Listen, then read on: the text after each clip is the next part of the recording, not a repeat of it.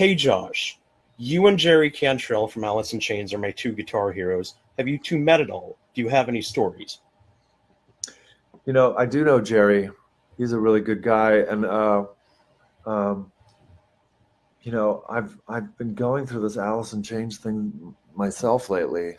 You know, Oh, like I've sort of like just turned around and sat down in a pool of Alice in Chains lately uh, that's because and really come to like I liked them back in the day, but I think I was like, you know, I think I was just kind of a arrogant little shit too. I think I didn't want to admit it sometimes, yeah. and like because you're making your own things and you're trying to, and but I always liked them. But in the last, I would say 3 months, I've listened to so much Alice in Chains because Interesting. it's so good. Lane Staley's voice, the guitar playing, Oh, the way these harmonies work. right. That's what set them apart for me is I mean there were a lot of bands back then doing that whole like kind of like more depressing kind of Black Sabbath thing, but it was Lane and Jerry and the way their vocals kind of mixed. And Lane was really creative. He'd go high, he'd go low, and then Jerry would come at at a certain point. Like the songwriting is what sets them apart for me. They're really clever in For that way. sure, and it's so clear that Jerry went to music school or knows like theory or things that I just don't Yeah, understand. Because the way those harmonies are weaved together is so um, seductive.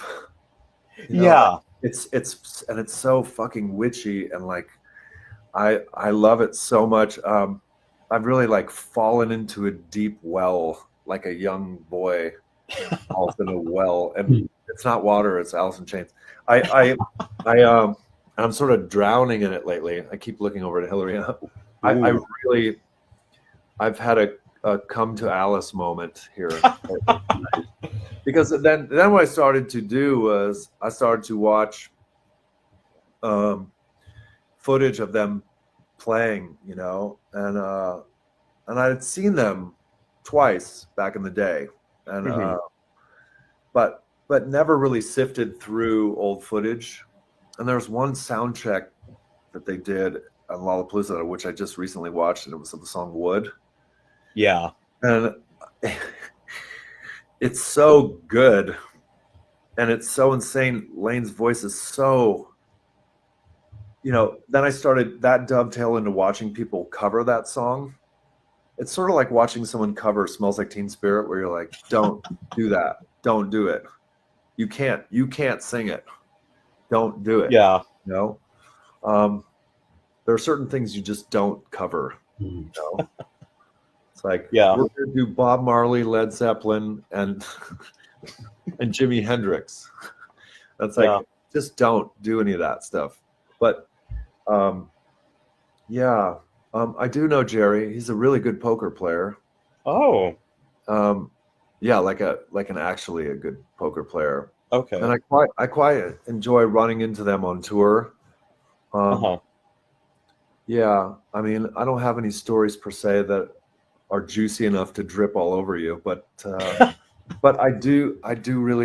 really like them as a band, and I quite like him as a person too. For sure. And I mean, obviously, there's the connection with Mark as well. Sure, yeah, I have stories about that, but none that I feel comfortable. Yeah, yeah. Yeah, I mean, they're not like Um, fucking P Diddy things or something, but they're just they're they're just like yeah, there's those times I think in particular are shrouded in like it's a dark vibe for some of that well, because yeah, he yeah, struggles. You know what I mean? yeah. I'm sorry. Just What am I saying? yeah. I don't know. Oh, you're good. I talk. Um, I'm sorry about oh that. no, I talk a lot too, so perfect.